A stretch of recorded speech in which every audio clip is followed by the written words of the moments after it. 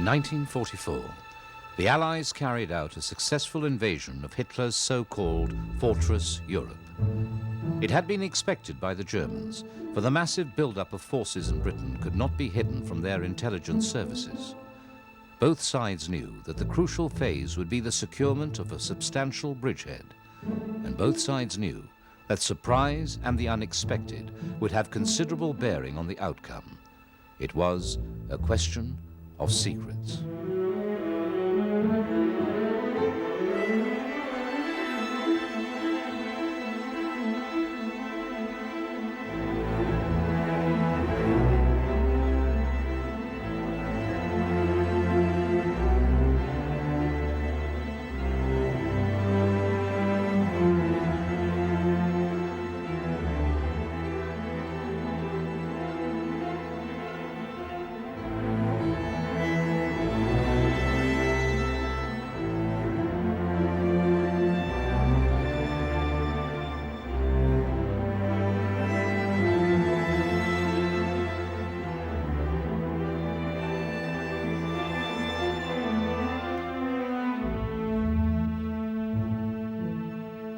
The paramount Allied secret for the defenders was where? The intention was to make landings along the strip of coast between the mouth of the Orne River and the base of the Cherbourg Peninsula, to cut off the peninsula and to secure Cherbourg as a supply port.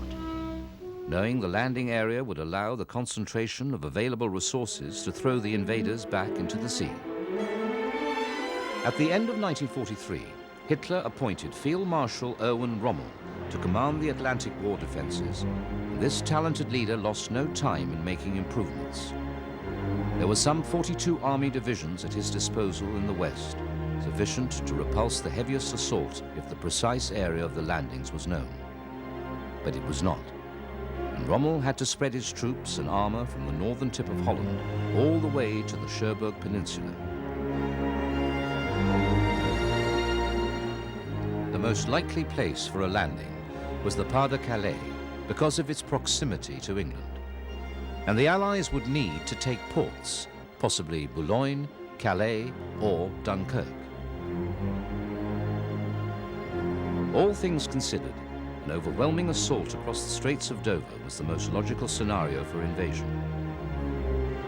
The Allies' planners reasoned this would be their enemy's expectation and set out to encourage him and maintain the secret of their true intentions. A first step was the subterfuge of spreading false information and undertaking other enterprises that might confirm the Pas de Calais as the invasion place. The main deception plans were conducted under the code name Fortitude. Fortitude North was aimed at making the Germans think Allied forces were being assembled in Scotland for an invasion of Norway, thus hopefully causing them to keep several army divisions deployed in that country.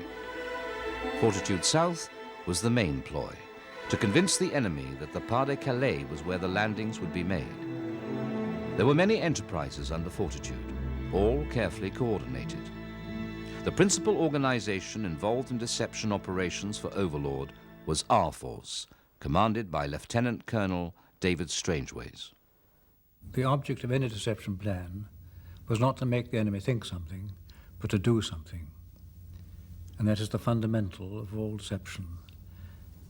What you're doing is to feeding tiny bits, never big bits, into the enemy intelligence system.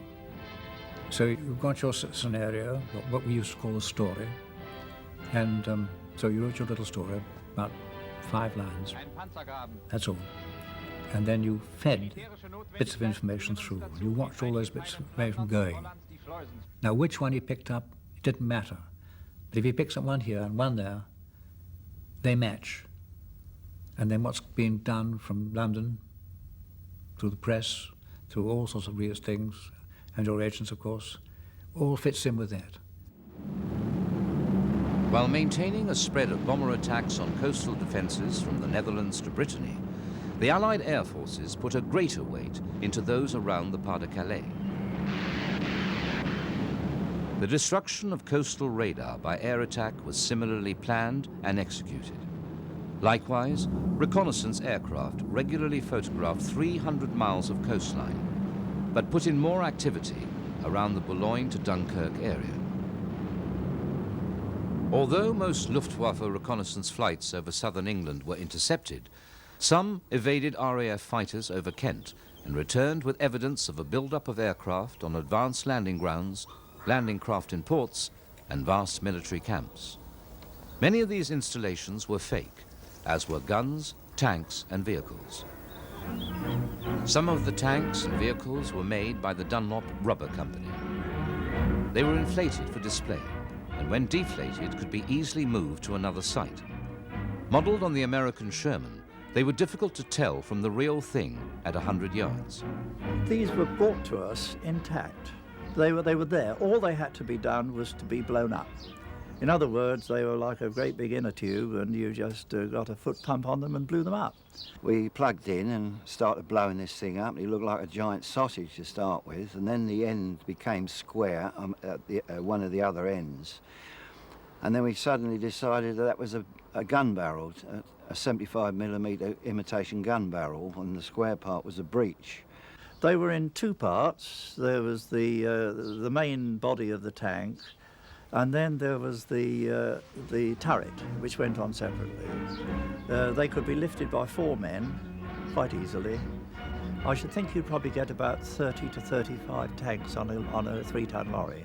The tank patrol would usually be 6 tanks, and they spread out and cover quite an area, so you wouldn't want to put 25, 30, 40 tanks up, because that would cause suspicion, because you'd never amalgamate and get cluster tanks like that, because there's such a target, you see.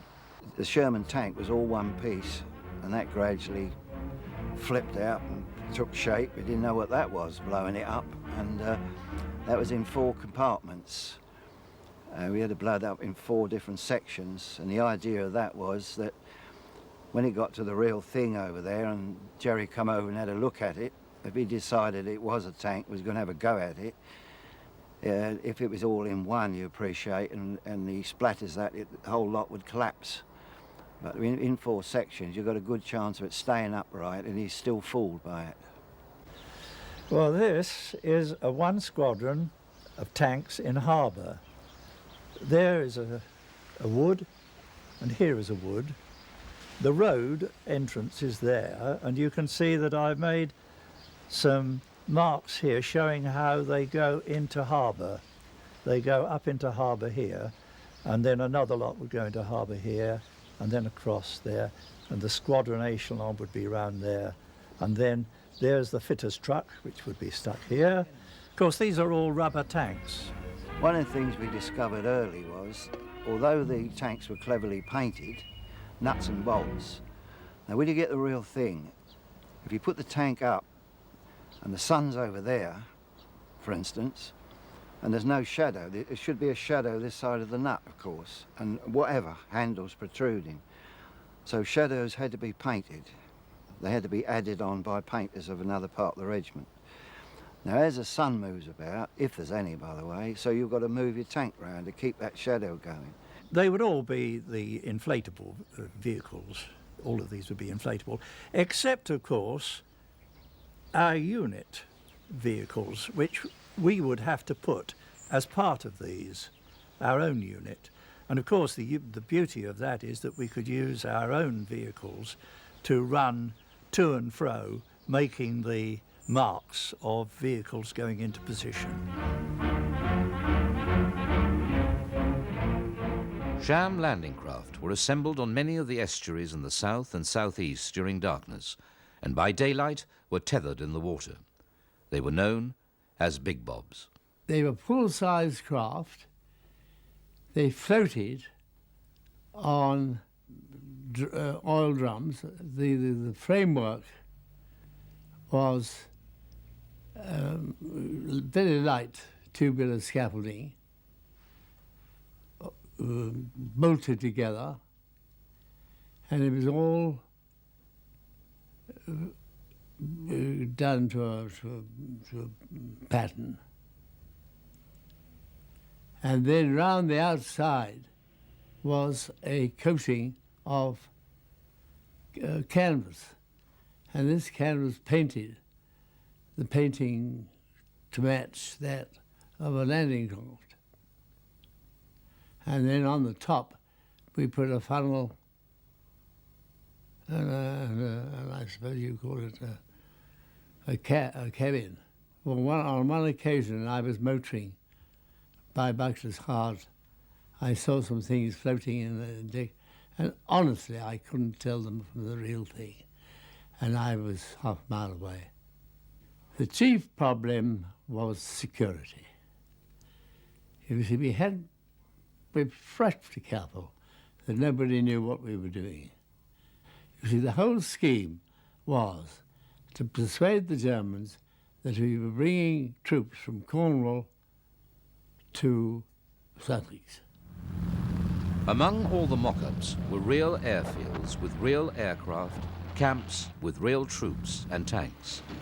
There was a concentration of radio traffic in the southeast of England, much false, some authentic. There were 7 trucks, okay? An exercise or a job could be the use of 1 truck or 4 or 5, whatever was required. And each truck would have reels of wire recordings, and the operators would have scripts with times on them as well. They were timed. And a truck would, at his given moment, start transmitting, and at the end of the transmission, he would stop. And if this was a question to another station, that station would send an answer.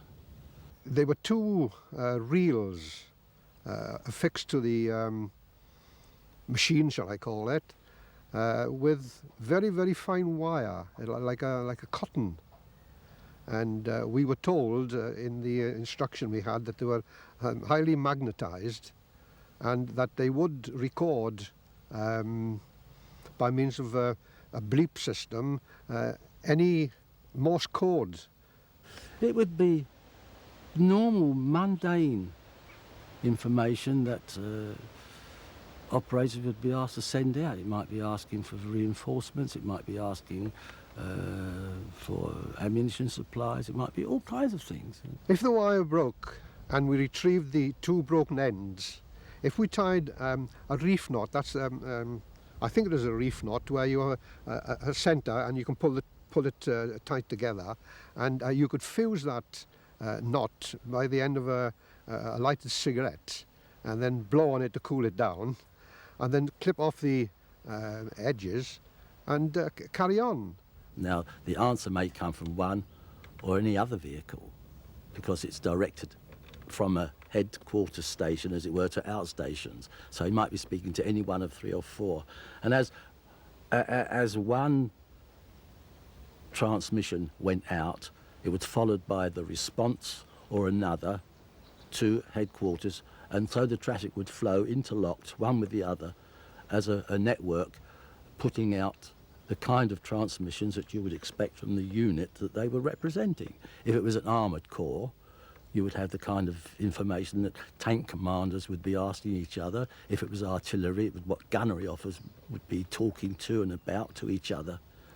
And it was done in this way.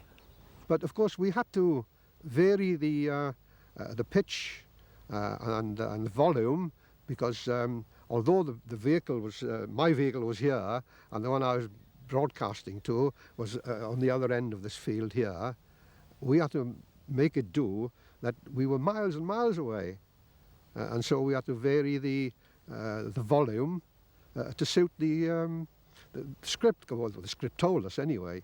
6 trucks would be working, and not one of them would know what the other was doing, because it was secret. While these elaborate deceptions were intended to give the impression of a vast build-up of forces in Kent and Essex, at the same time they were conducted in such a way as to suggest that preparations were in an early stage, and that the planned invasion could not take place until the late summer of 1944. An important part of fortitude was the use of enemy agents who had been apprehended and turned to work for the Allied cause. They were cleverly cultivated to inform their masters of the troop concentrations in Kent and Essex, where General Patton was supposedly waiting with an army group. Perhaps the most successful element of fortitude was Agent Garber's advice to his German controller soon after the Normandy landings had taken place, stating that this was simply a large-scale diversion and that the main invasion would be in the Pas-de-Calais. This was believed, and for a few weeks Hitler kept several divisions, including panzers, in that area. A major aid to the success of Fortitude was Ultra, the German wireless ciphers regularly decoded by the organization at Bletchley Park. We had a special section set up looking at all the German signals for anything that could bear on what we had now been told about the deception program. And it was through Bletchley Park that signs of success were forthcoming. They began by assuming the landings would be in France. Nothing could change that. Fortitude kept them guessing as to where it would be, anywhere between Calais and Bordeaux. They finally narrowed it down to being anywhere between Calais and the Cotentin-Cherbourg Peninsula. But they always thought it would be followed, if it was anywhere else, it would be followed by the Pas-de-Calais. And one of the reasons why they believed that was that one of the parts of the deception was to lead them to think that the Allies had over 80 divisions in the United Kingdom, which was more than twice what we had got, you see. So whenever we'd landed 20 divisions, they thought we'd got another 60 left. So that was the main force, and that kept them guessing till after, well after the landings were made. Bletchley Park was a top-secret establishment in a requisitioned mansion. Likewise, many secret headquarters of organizations committed to the Normandy invasion were located in country mansions. The Allied naval commander for the Normandy invasion, Operation Neptune, established his headquarters in Southwark House near Portsmouth, and this also became the forward headquarters for the land force commander, General Montgomery, who moved his mobile office into the grounds. It was here, on the 5th of June, that General Eisenhower faced the delays through inclement weather and made his momentous decision to launch the invasion. There were some enemy secrets that could only be obtained through clandestine operations along the French coast. British commandos landed and brought back details of the beach defenses, allowing replica steel post, wire and cement structures to be constructed off Britain's west coast for engineer demolition teams to practice on. Enemy strongpoints, photographed from the air, were secretly reproduced in England so that troops tasked with assault of the real thing could have more realistic training. On the other side of the Channel, Rommel and his advisors were trying to hide the disposition and strength of their army formations. Extremely difficult amidst the hostile French population whose underground movements regularly reported to Britain. Some of these underground cells that had been identified by the Germans were allowed to function, deliberately being fed false information. However, there were limits to what the Germans could achieve in this direction. Measures to deceive were also an important part of the actual invasion operation. To make the enemy suspect the landings were coming in the Pas-de-Calais, on the night of the 5th of June, Operations Glimmer and Taxable were staged, involving 2 fake invasion forces. At sea, a small number of vessels simulated a vast number by noise and false radar signals. In the air, the radio countermeasures squadrons of the RAF and USAAF, using a transmitting device called Mandrel, and for the first time dropping a new type of window foil, simulated an aircraft stream of many hundreds, moving from England out towards the fake invasion areas. Yet another deception was Operation Titanic. This involved 4-man parties of SAS parachutists whose task it was to simulate the dropping of a large airborne force in selected areas away from the real Normandy landings. They were aided by paragons, which were inflatable dummy parachutists dropped in fair numbers from the aircraft. Each was fitted with an explosive device which detonated on striking the ground. The SAS men had small gramophones which broadcast voice and battle noises. They also fired Very pistols and took other action to simulate battle noises. To further confound the enemy, at other locations, dummy parachutists known as Ruperts were released, and although about a quarter the size of the real thing, proved most effective.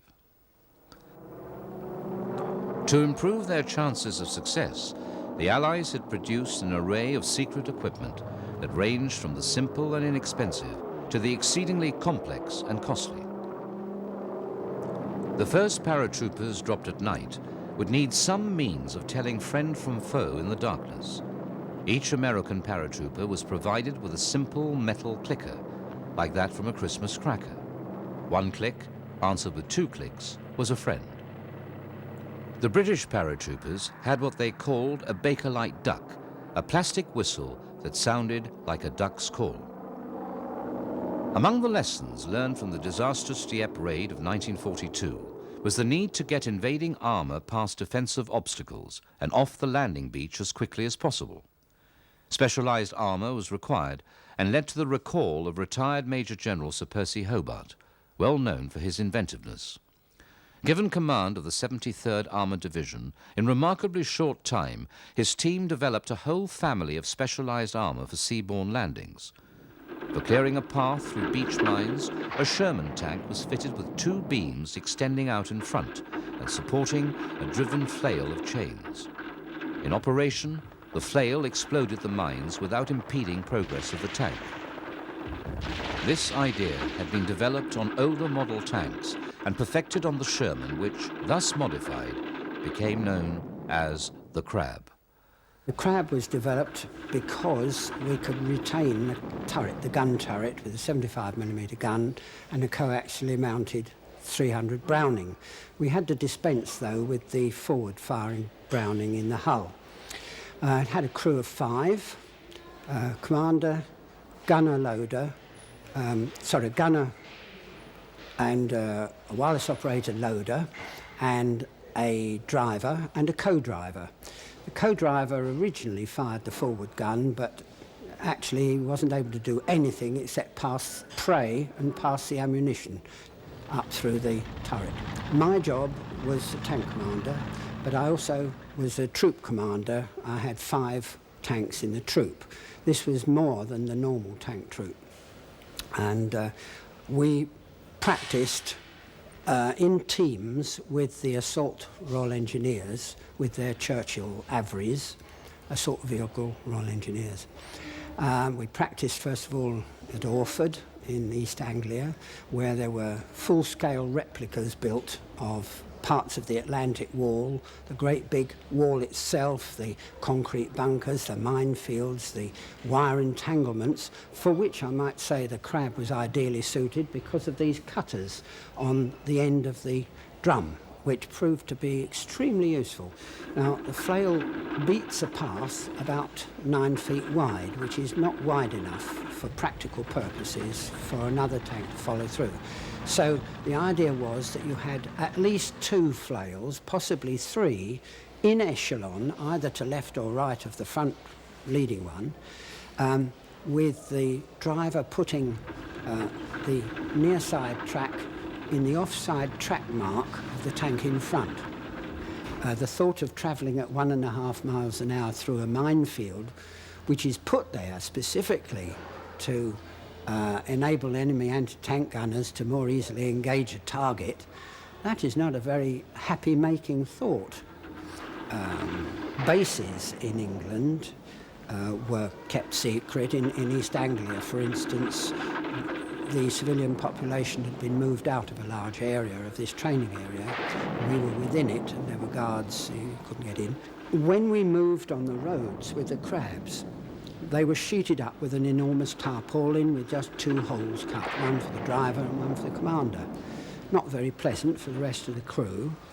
And in addition to that, the roller, the roller of the jib itself had to be sheeted up separately, so that even if the top tarpaulin were off, you couldn't see what was underneath, the chains in particular, and the wire cutters. Wide tank traps and even rivers have been crossed with the aid of fascines carried on an AVRE-adapted Churchill.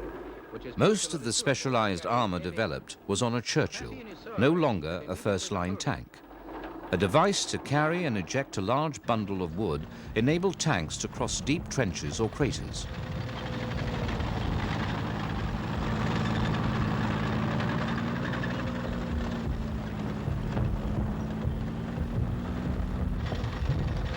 A detachable ramp placed on a Churchill enabled vehicles to surmount banks or sea walls.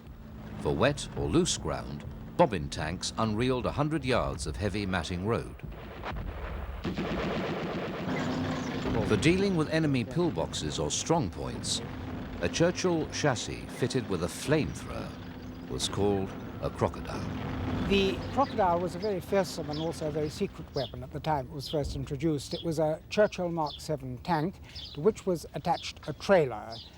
It was a flamethrower tank. The fuel for the flamethrower was contained in the trailer, 400 gallons of fuel that's rather like what was later called napalm, and that was forced forward by some high-pressure nitrogen in the trailer. In the tank, close to the driver, was the flame gunner.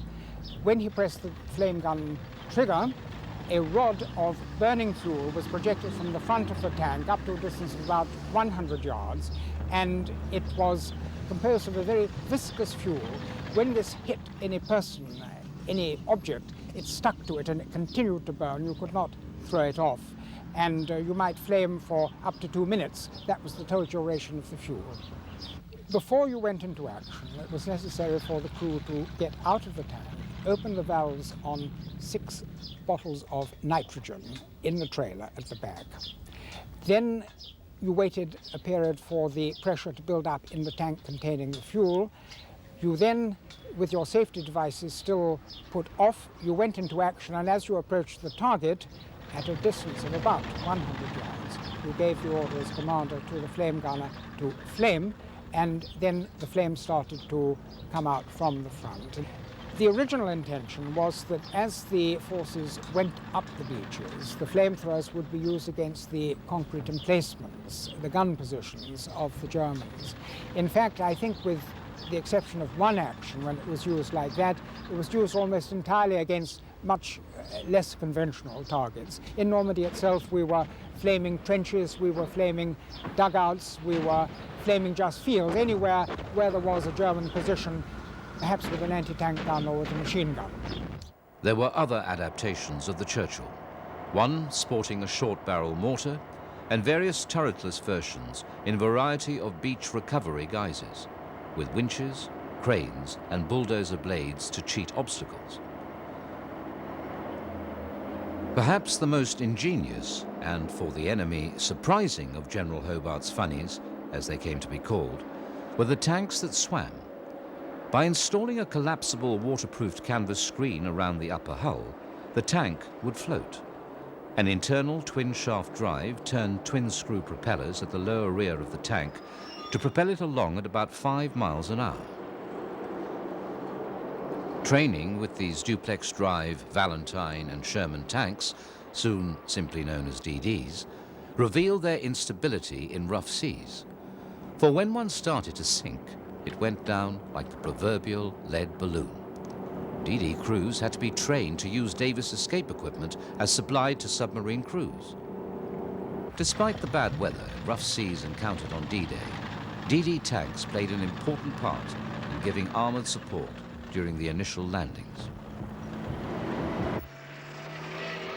There were many other pieces of secret equipment to aid the invasion and facilitate the work which followed.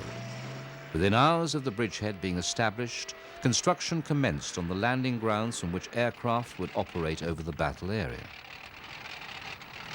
Both mud and summer dust had been anticipated.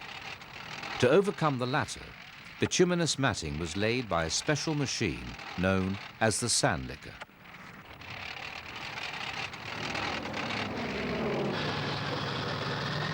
A lifeblood of Allied armies and air forces that landed on the continent was fuel and oil, the subject of another closely guarded secret.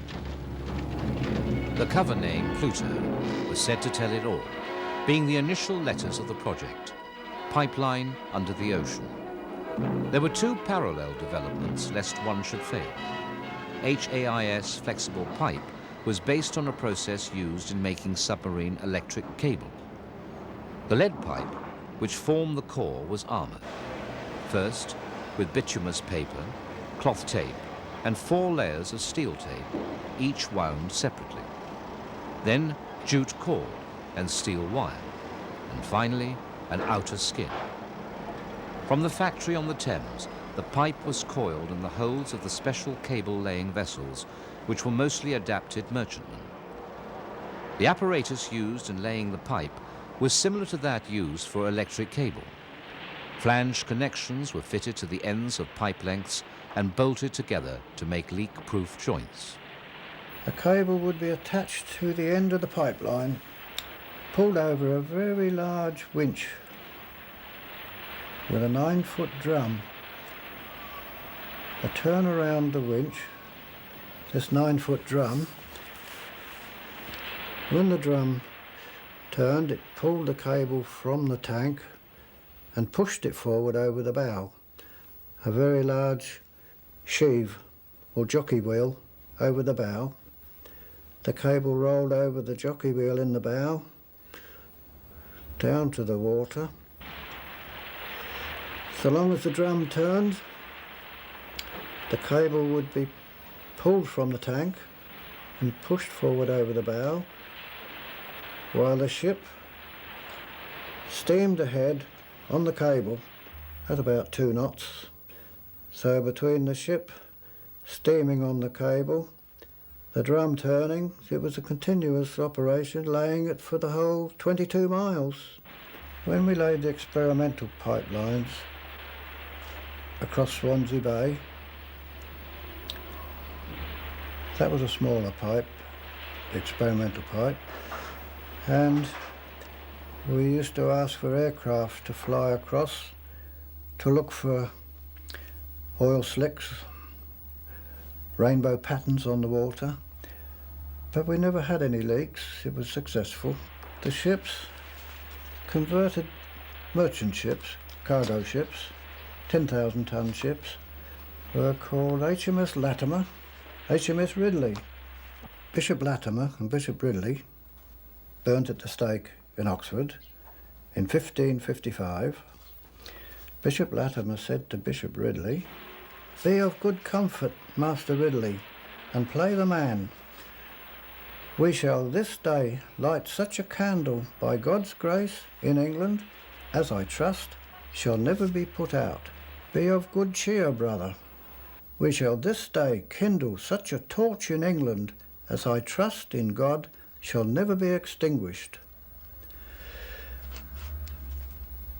This, obviously, was the object of Pluto, to light a torch, a beacon on the continent. That quotation was on a plaque on both ships, the Latimer and the Ridley. That was our war cry. The second pipe type developed for Pluto used 2 or 3 inch diameter mild steel pipe with 1/4 inch thick walls. Short lengths were welded together in a dockside factory to form 3/4 mile lengths. Each weld was machined to give a smooth join as the welded length was gradually pushed out of the factory onto holding racks.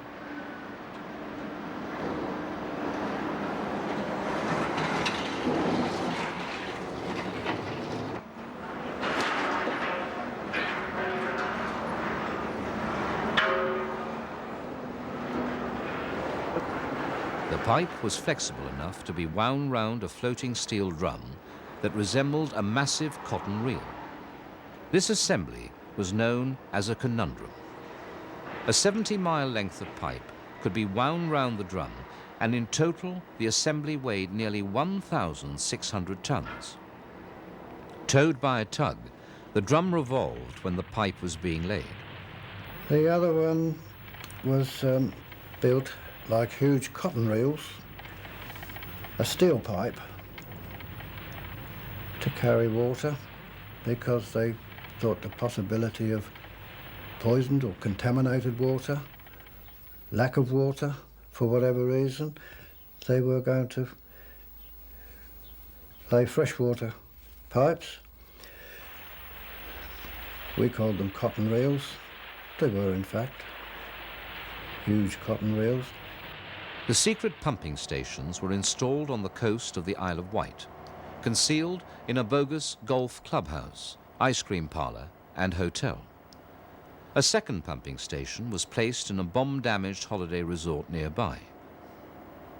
Another pumping station complex was built at Dungeness, using houses and bungalows for camouflage. Project Bambi called for 4 pipelines to be laid from the Isle of Wight to Normandy and be fully operational 18 days after D-Day. We went on many exercises before D-Day, so the Germans never knew which was going to be the real one.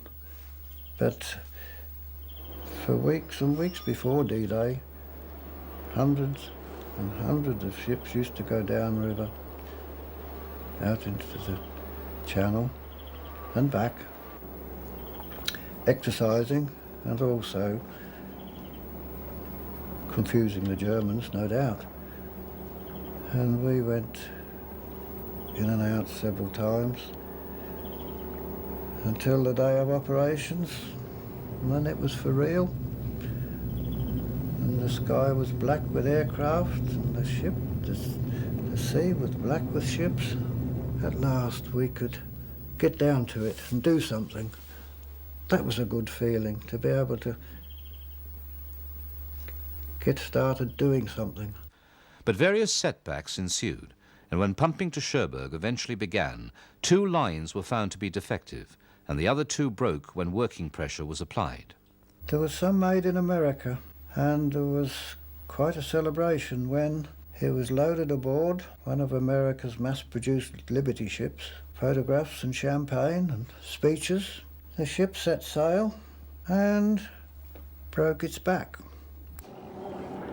Meanwhile, the Tombola project, 3,000 feet long pipelines from offshore tanker discharge points to storage at Port-au-Bassin, was proving highly successful.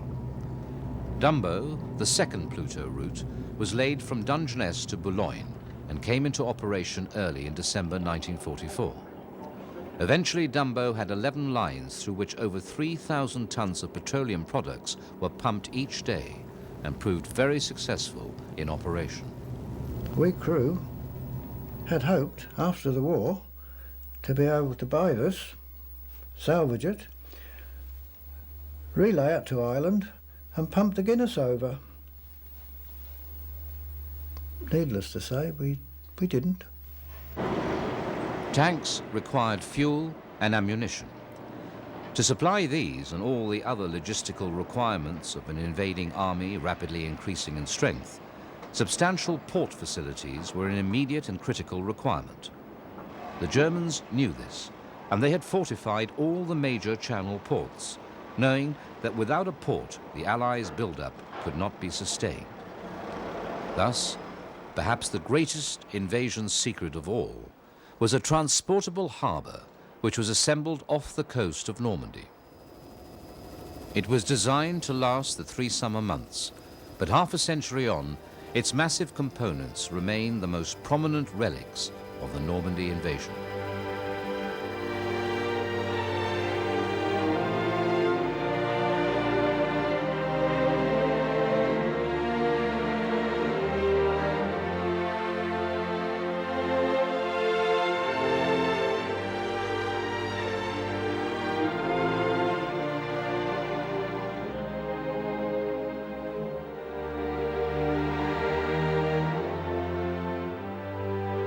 Under the cover name Mulberry, work on a prefabricated harbour capable of handling 12,000 tons of cargo and landing 2,500 vehicles a day had begun in Britain less than a year before the Normandy invasion.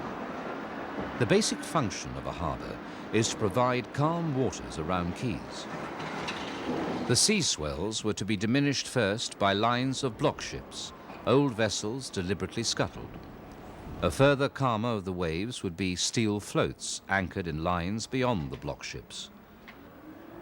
At the two harbour sites, some 150 giant hollow caissons, each made of steel and concrete, were to be towed across the channel and sunk to form the main protective breakwaters. Piers to the shore inside the protective ring were to float up and down with the tide. One mulberry was to be placed at Saint-Laurent-sur-Mer and the other at Arromanches. The plan was that both harbours would be assembled and in operation 2 weeks after D-Day. The construction, transport and erection of these artificial ports was a colossal undertaking. Over 1.5 million tons of concrete and steel were used, and some 40,000 construction workers involved at one time or another. The giant concrete caissons were in two sizes, weighing some 110 and 70 tons each. They were, in effect, large concrete boxes, sunk by filling with water. They were made by the simple but effective means of excavating a pit to the required dimensions close to a tidal estuary. A cladding mould was constructed in the pit, and when the caisson was completed, the ground was dug away between the pit and the water so that the caisson could be floated out. The caisson was then sunk in a location where it might appear to be an extension to an existing port installation if spotted by an enemy reconnaissance plane. The caisson rose when pumped dry and was ready to be towed to Normandy. Most of these caissons, codenamed Phoenix, were built around East Coast estuaries. The Mulberry block ships, codenamed Gooseberries, set out from Poole, England on the afternoon of D-Day and were sunk at 5 locations along the invasion beaches. Cross-shaped welded steel floats, bombardons, each about 150 feet long and displacing 2,000 cubic meters of water, were positioned to the west of each port site to form an approximate 3/4 mile long immediate breakwater. The first Phoenix caissons were taken out next day. When these reached Normandy, they were sunk in an arc around the two sites, and those with anti-aircraft guns soon equipped and manned. One of the most extraordinary commands of the Normandy invasion was that of a floating lump of concrete. After we'd taken them round to Selsey-Bill, or Dungeness rather, we also took some round to Selsey-Bill, which is next to Portsmouth. And we were working up there, getting everything ready. We had to check all the Phoenixes to make sure there was a big box of tools on each one and so forth, which had to be checked. And also supply of emergency food and so forth. And there was a 2-gallon can of drinking water, and that's all. There were ships as far as one could see between Portsmouth and the Isle of Wight. You could walk across them almost. People were getting a bit fed up because there was no leave. We'd had no leave for quite a long time. And of course we didn't realise when D-Day would be. No one would tell us. Nevertheless, once we saw gliders and things going over the top in their hundreds, in fact the sky was thick with them and ships began to move, we knew that something was on.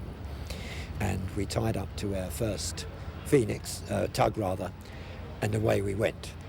But of course it took us rather a long time because they were so huge, these caissons.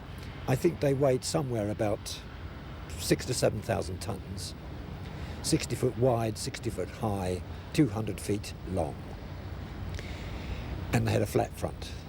So 3 knots was about it. It took us the whole of that day, the night, and then part of the following day to get there. 2 of them were lost, of course, to E-boats with torpedoes. I noticed that in the dark, star shells were being fired, obviously by some of our ships, to light up the sea where they suspected E-boats might be. And on board this Phoenix, it was an able seaman in charge, 2 ordinary seamen, and a signalman. There were also 2 soldiers, but they were really passengers. Did you think you were going to get there to Aramonche? I sometimes wondered, to be quite honest, especially on one occasion when the actual Phoenix or caisson was sinking. It was listing very badly. I put this down, quite honestly, to the workman, not the design of the thing.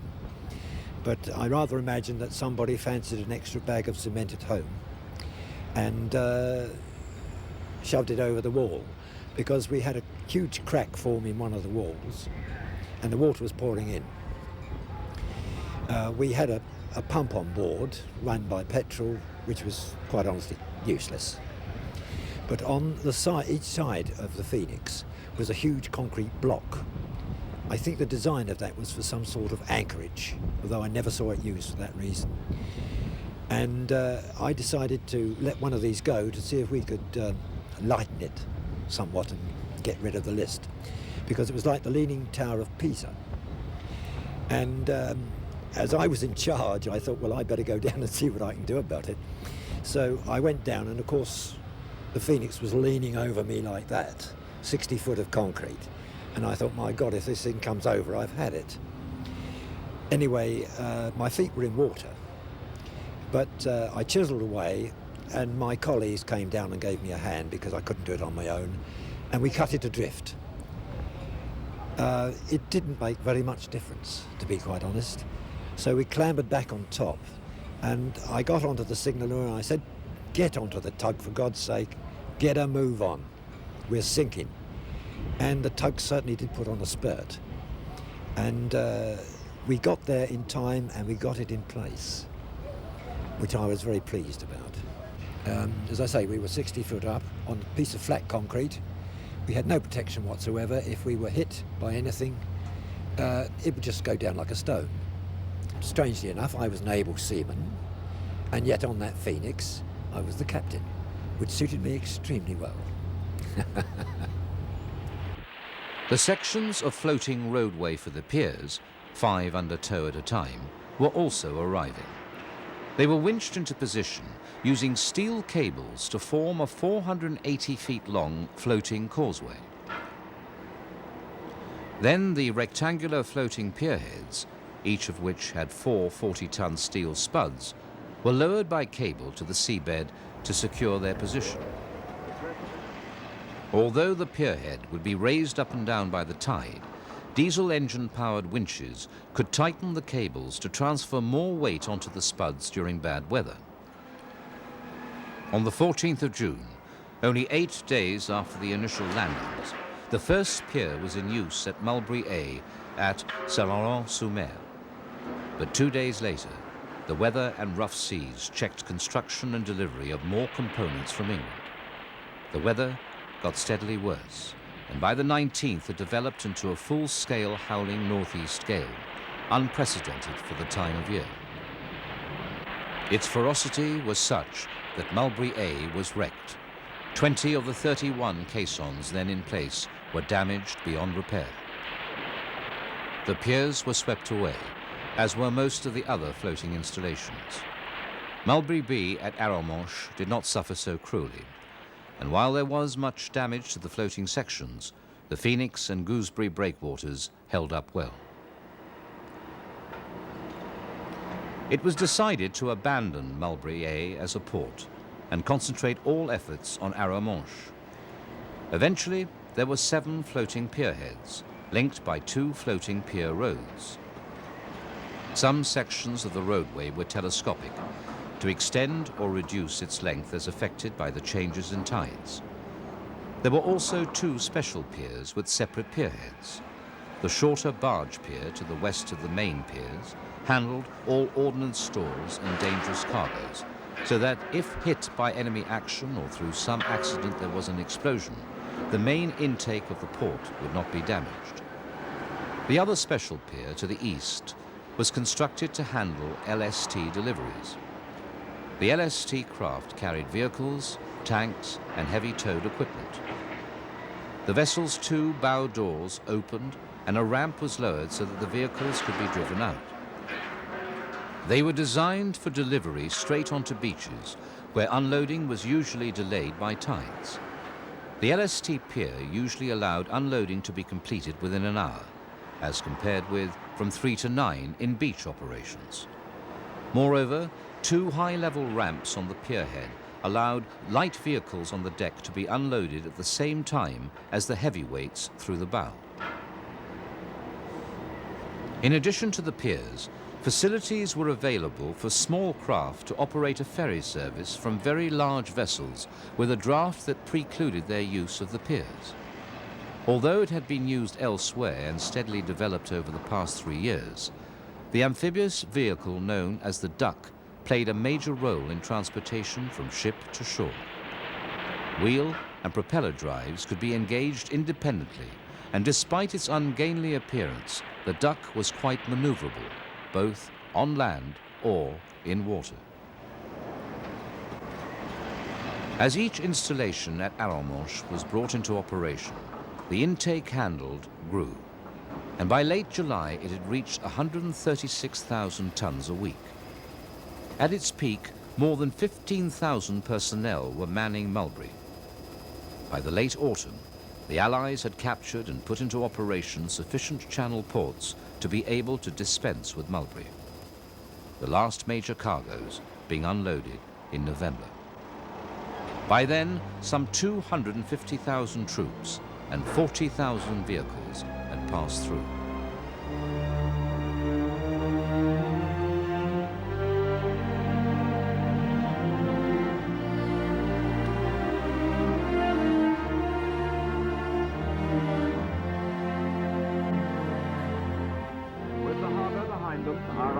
Drove through Caen and on to Falaise, over the Seine, over the Somme, through Lille and into Belgium, on through Brussels and into Holland, to the frontiers of Germany, and on towards Berlin. How much the secrets of D-Day in their various forms contributed to the overall success of the Normandy campaign is difficult to assess. But what is certain is that their contribution was significant. Significant in assisting the Allied forces to establish and maintain the Normandy bridgehead, and significant in helping to avoid the potentially high casualties of such an undertaking. It was effective. It saved many days of battle, saved lots and lots of lives, of that I'm sure. I'm very pleased that I was involved. In spite of what we had done and what we thought was silly games, I think it did turn out that we did do something to save some lives. Do you think it saved lives? Oh, yes. Many, many lives. Oddly enough, on both sides. And that I used to rejoice in. Why do you say that? Well, I don't think war is all just killing. It's gaining ground, objectives, not just killing. I don't think that makes sense. They have to be. I mean, you have to have killing in war. I mean, that's all there's about it. But it's far better to capture an entire force than kill it all. I think. And bluff can help. Oh, enormously. It isn't bluff, it's feeding the enemy intelligence. It's up to him. He is prudent enough to accept it. There it is.